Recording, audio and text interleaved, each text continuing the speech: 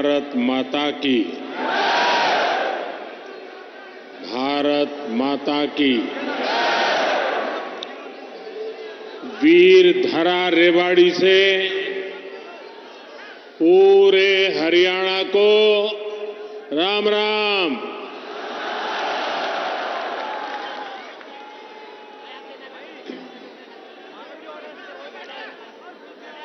मैं जब भी रेवाड़ी आता हूं तो कितनी ही पुरानी यादें ताजा हो जाती है। रेवाड़ी से मेरा रिश्ता कुछ अलग ही रहा है। मैं जानता हूं रेवाड़ी के लोग मोदी को बहुत ज्यादा प्यार करते हैं।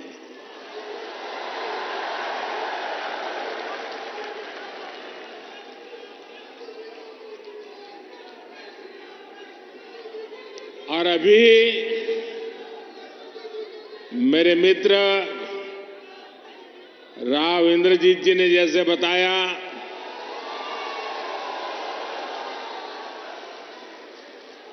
मुख्यमंत्री मनोहर लाल जी ने जैसे बताया कि मैं 2013 में जब भारतीय जनता पार्टी ने मुझे पीएम के उम्मीदवार के रूप में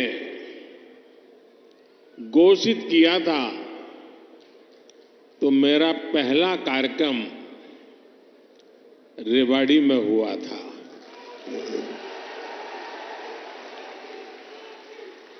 और उस समय रेवाड़ी ने 272 पार का आशीर्वाद दिया था और आपका वो आशीर्वाद सिद्धि बन गया।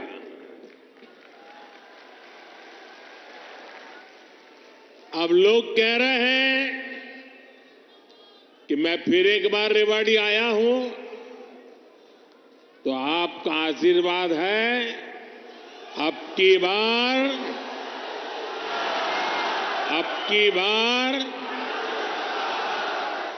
बार एनडीए सरकार 400 पार।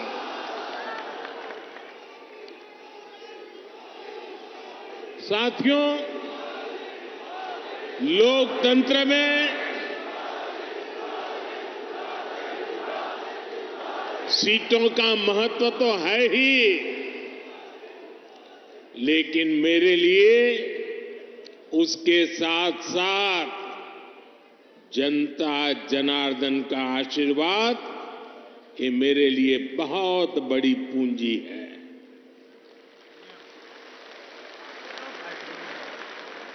आज पूरी दुनिया में भारत नई ऊंचाई पर पहुंचा है तो ये आप सबके आशीर्वाद के कारण, ये आपके आशीर्वाद का कमाल है।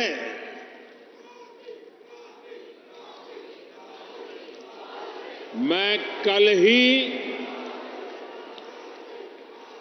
2 देशों की यात्रा के बाद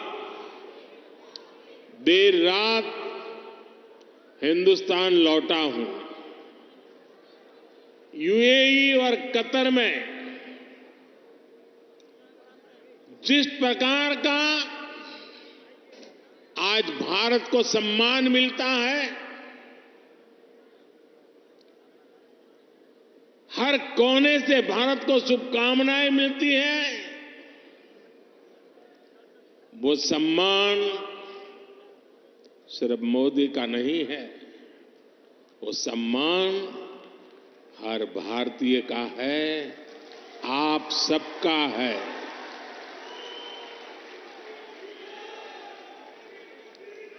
भारत ने G20 का सफल सम्मेलन किया तो ये आपके आशीर्वाद से हुआ। भारत का तिरंगा चंद्रमा पर वहां पहुंचा जहां कोई नहीं पहुंच सका, तो ये आपके आशीर्वाद से हुआ। 10 वर्षों में भारत 11वें नंबर से ऊपर उठकर 5वें नंबर की आर्थिक महाशक्ति बना, ये भी आपके आशीर्वाद से हुआ।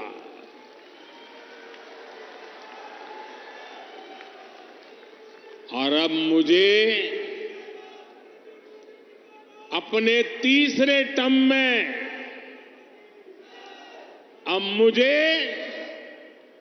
आने वाले सालों में भारत को दुनिया की तीसरी सबसे बड़ी आर्थिक ताकत बनाने के लिए आपके आशीर्वाद चाहिए।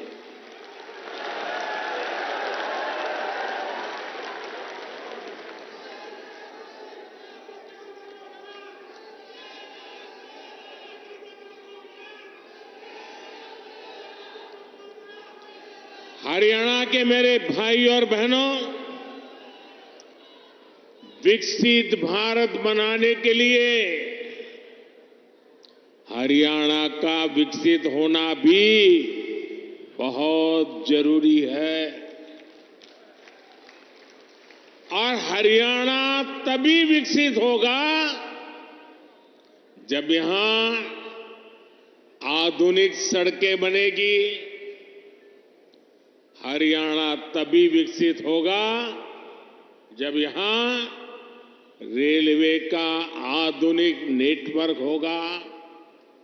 हरियाणा तभी विकसित होगा जब यहां बड़े और अच्छे अस्पताल होंगे। थोड़ी देर पहले ही मुझे ऐसे अनेक कामों से जुड़ी लगभग 10,000 करोड़ रुपए की परियोजनाएं हरियाणा को सौंपने का अवसर मिला है। इसमें रेवाड़ी एम्स है, गुरुग्राम मेट्रो है, कई रेल लाइन है, नई ट्रेन है। इनमें ज्योति सरमय कृष्ण सर्किट योजना से बना एक आधुनिक और भव्य म्यूजियम भी है। और प्रभु राम के आशीर्वाद ऐसे हैं कि आजकल मुझे हर स्थान पर ऐसे पवित्र कामों से जुड़ने का अवसर मिल जाता है। ये राम जी की कृपा है।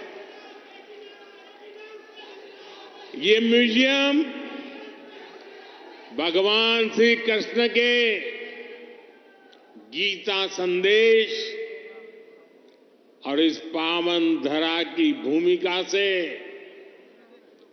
दुनिया को परिचित कराएगा। मैं रेवाड़ी सहित पूरे हरियाणा के लोगों को इन सुविधाओं के लिए बहुत बहुत बधाई देता हूं। भाई और बहनों, आजकल देश और दुनिया में मोदी की गारंटी की बहुत चर्चा है।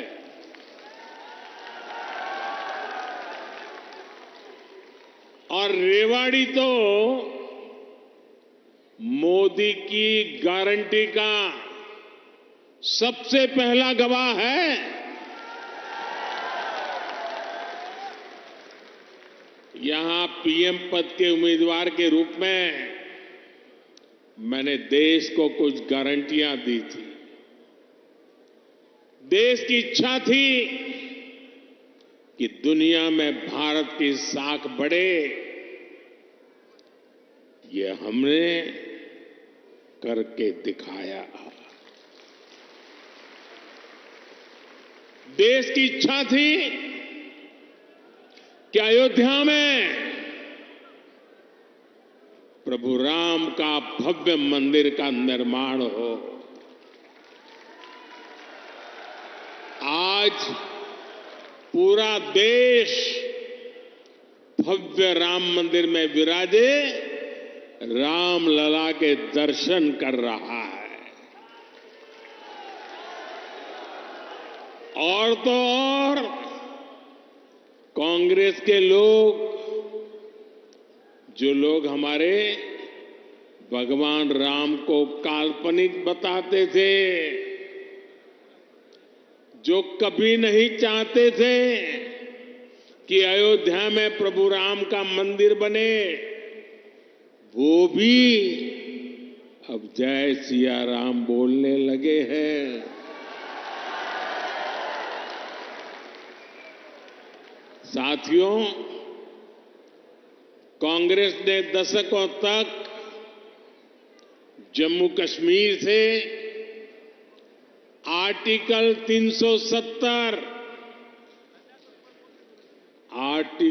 370 हटाने पर रोड़े अटकाए थे। मैंने आपको गारंटी दी थी कि जम्मू कश्मीर से आर्टिकल 370 हटाकर रहूंगा। आज कांग्रेस की लाख कोशिश के बावजूद आर्टिकल 370 इतिहास के पन्नों में खो गया है। आज जम्मू कश्मीर में महिलाओं, दलितों, पिछड़ों, आदिवासियों को उनके हक मिलने लगे हैं। इसलिए ही तो लोगों ने एक और संकल्प लिया है और जनता जनार्दन कह रही है, आप लोग कह रहे हैं, जिसने 370 हटाया, जिसने 370 हटाया, उस बीजेपी का टीका 370 सीटों से होगा।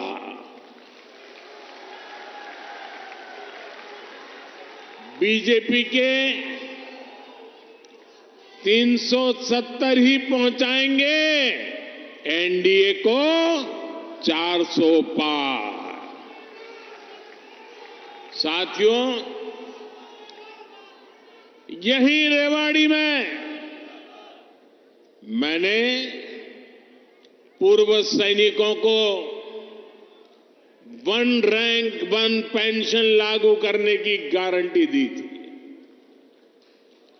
कांग्रेस वाले सिर्फ 500 करोड़ रुपए दिखाकर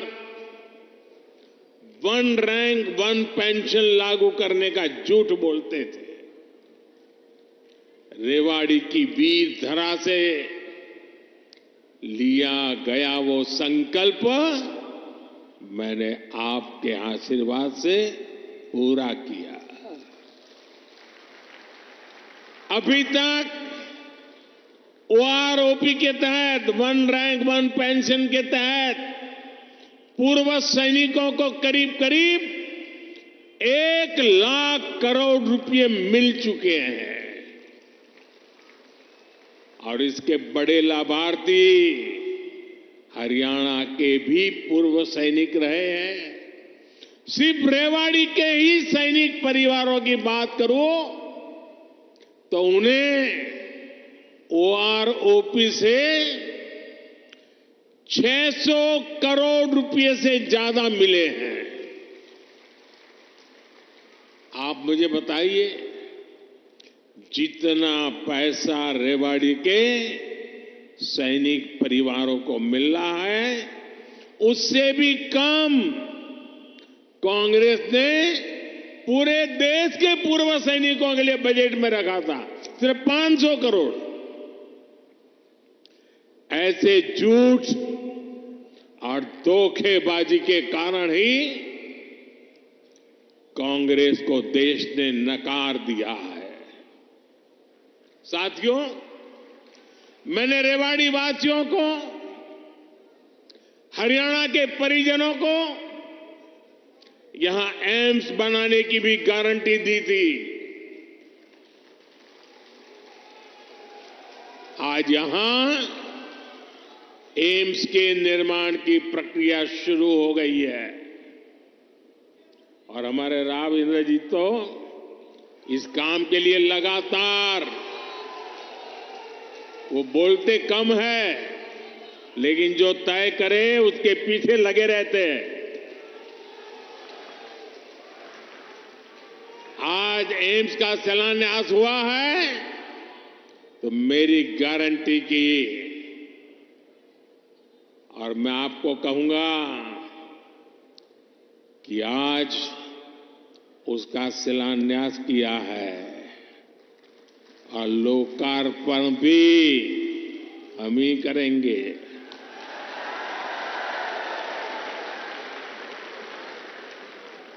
और इससे आपको बेहतर इलाज भी मिलेगा, युवाओं को डॉक्टर बनने का अवसर भी मिलेगा और रोजगार, स्वरोजगार के भी अनेक अवसर बनेंगे। रेवाड़ी में देश का 22वां एम्स बन रहा है।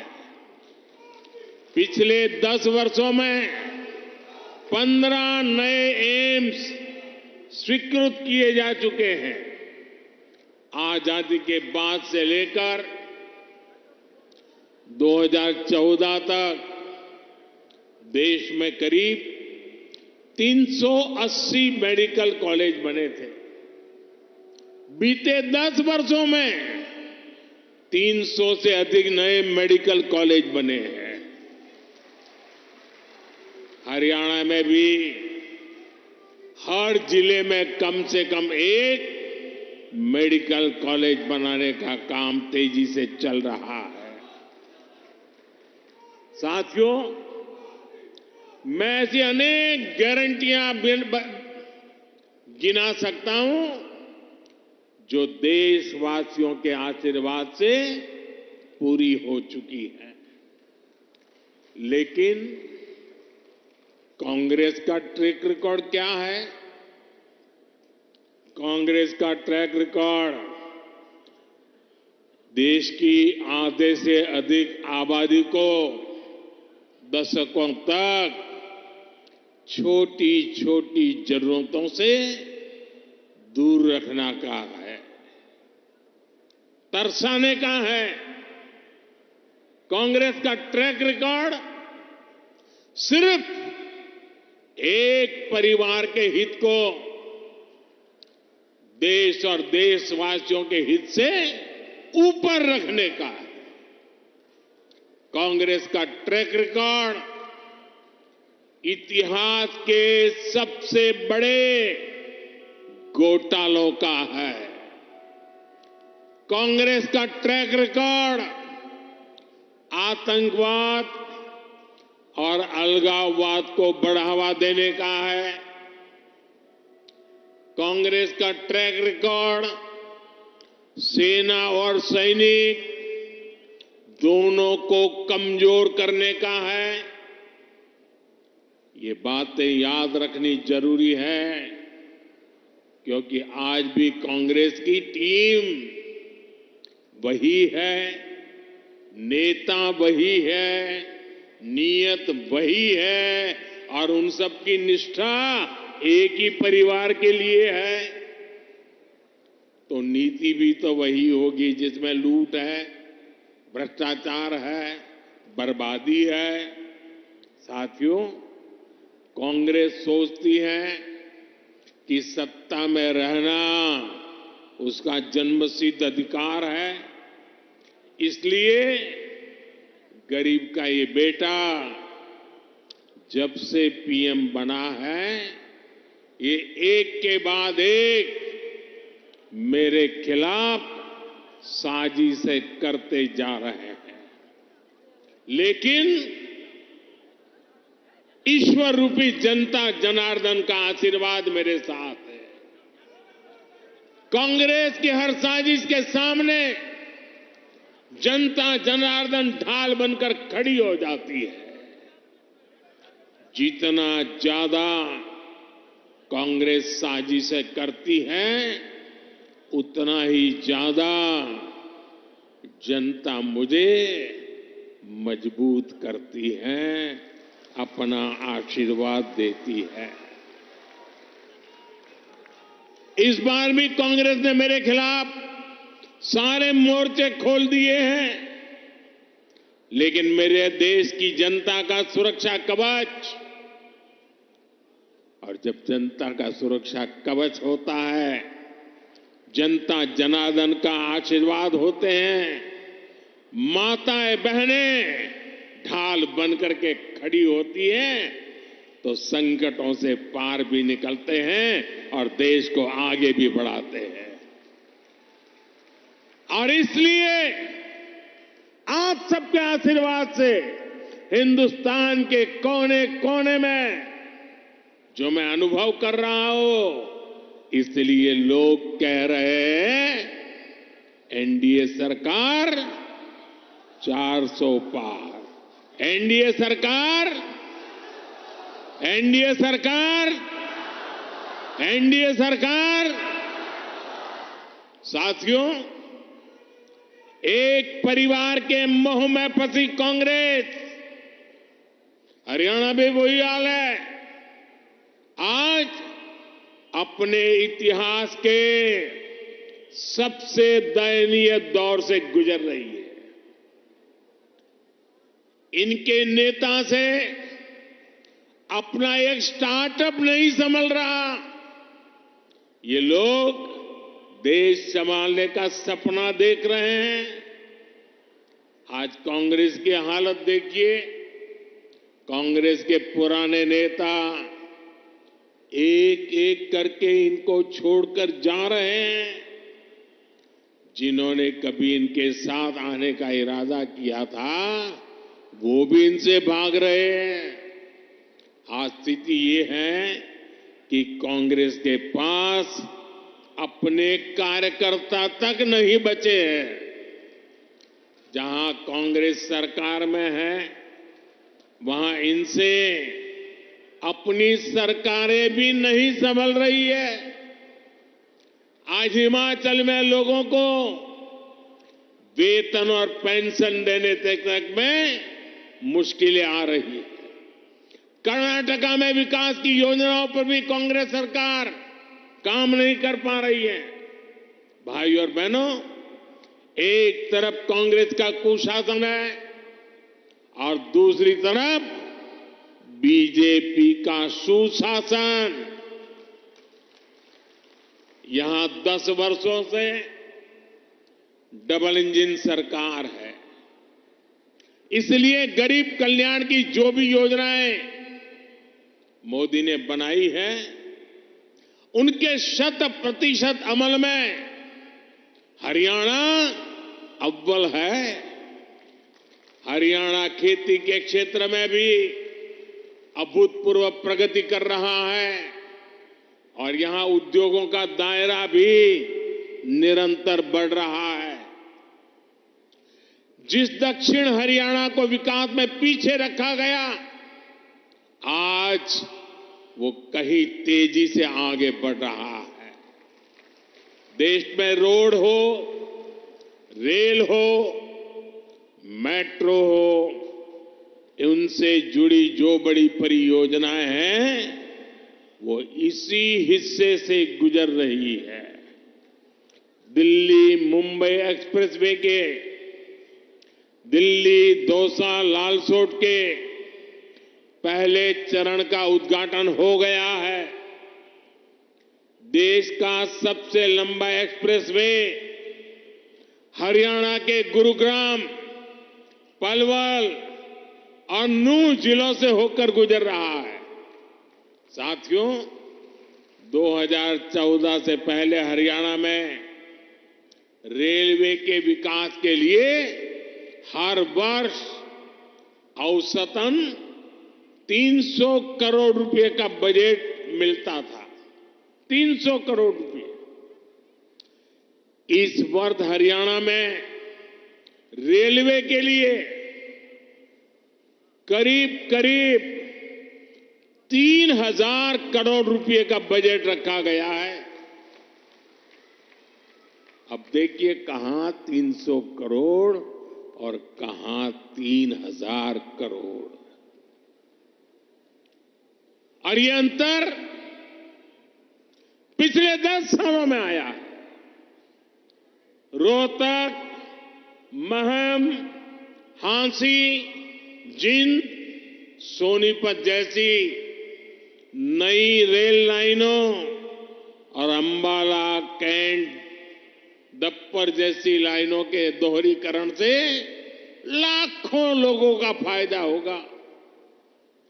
ऐसी सुविधाएं जब बनती है तो जीवन भी आसान होता है और कारोबार भी आसान होता है। भाई और बहनों, इस क्षेत्र में किसानों को पानी की बहुत समस्या रहती थी। राज्य सरकार ने इस समस्या के समाधान के लिए भी सराहनीय काम किया है। दुनिया की सैकड़ों बड़ी कंपनियां आज हरियाणा से चल रही हैं। इसमें बहुत बड़ी संख्या में नौजवानों को रोजगार मिला है। साथियों, हरियाणा कपड़ा और परिधान उद्योग में भी अपना नाम ऊंचा कर रहा है। देश से निर्यात होने वाले 35% से अधिक कालीन, करीब 20% परिधान हरियाणा में ही बनते हैं। हरियाणा के टेक्सटाइल उद्योग को हमारे लघु उद्योग आगे बढ़ा रहे हैं। पानीपत हथकरघा उत्पादों के लिए, फरीदाबाद कपड़ा उत्पादन के लिए, गुरुग्राम रेडीमेड गारमेंट के लिए, सोनीपत टेक्निकल टेक्सटाइल के लिए, तो भिवानी गैर बुने हुए वस्त्रों के लिए आज प्रसिद्ध है। पिछले 10 वर्षों में एमएसएमई के लिए, लघु उद्योगों के लिए लाखों करोड़ रुपए की मदद केंद्र सरकार ने दी है। इससे पुराने लघु उद्योग, कुटीर उद्योग ये तो मजबूत हुए ही हैं, हरियाणा में हजारों नए उद्योग भी स्थापित हुए हैं। साथियों, रेवाड़ी तो विश्वकर्मा साथियों की कारीगरी के लिए भी जाना जाता है। यहां की पीतल की कारीगरी और हस्तकला बहुत मशहूर है। 18 व्यवसायों से संबंधित ऐसे पारंपरिक कारीगरों के लिए पहली बार पीएम विश्वकर्मा नाम से एक बड़ी योजना हमने शुरू की है। पीएम विश्वकर्मा योजना से देश भर में लाखों लाभार्थी जुड़ रहे हैं। भाजपा सरकार इस योजना पर 13,000 करोड़ रुपए खर्च करने जा रही है। ये योजना हमारे इन पारंपरिक कारीगरों और उनके परिवारों का जीवन बदलने वाली है। भाई और बहनों, मोदी की गारंटी उसके साथ है जिसके पास गारंटी देने के लिए कुछ भी नहीं है। देश के छोटे किसान के पास बैंकों को गारंटी देने के लिए कुछ नहीं था। मोदी ने उन्हें पीएम किसान सम्मान निधि की गारंटी दी। देश के गरीब, दलित, पिछड़े, ओबीसी परिवार के बेटे बेटियों के लिए बैंकों में गारंटी देने के लिए कुछ नहीं था।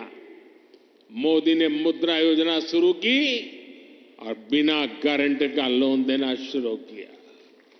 देश में अनेक साथी रेहड़ी, पटरी, ठेले पर छोटा मोटा कारोबार करते आए। दशकों से ये काम शहरों में ये साथी करते रहे हैं। इनके पास भी गारंटी देने के लिए कुछ नहीं था। पीएम स्वनिधि योजना से इनकी गारंटी भी मोदी ने ली है। साथियों, गांव के हमारी बहनों की स्थिति 10 वर्ष पहले तक क्या थी? बहनों का अधिकतर समय पानी के जुगाड़ में, खाना पकाने के लिए लकड़ी या दूसरे इंतजाम में लग जाता था। मोदी मुफ्त गैस कनेक्शन लेकर आया, घर तक पानी का नल लेकर के आया। आज हरियाणा के गांवों की मेरी बहनों को सुविधा हो रही है, समय बच रहा है। यही नहीं, इस समय का उपयोग बहनें अपनी कमाई बढ़ाने के लिए कर पाए, इसका भी इंतजाम किया गया है।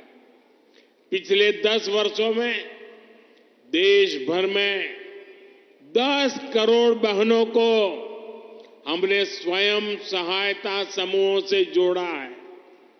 इसमें हरियाणा की भी लाखों बहनें हैं। बहनों के इन समूहों को लाखों करोड़ रुपए की मदद दी गई है।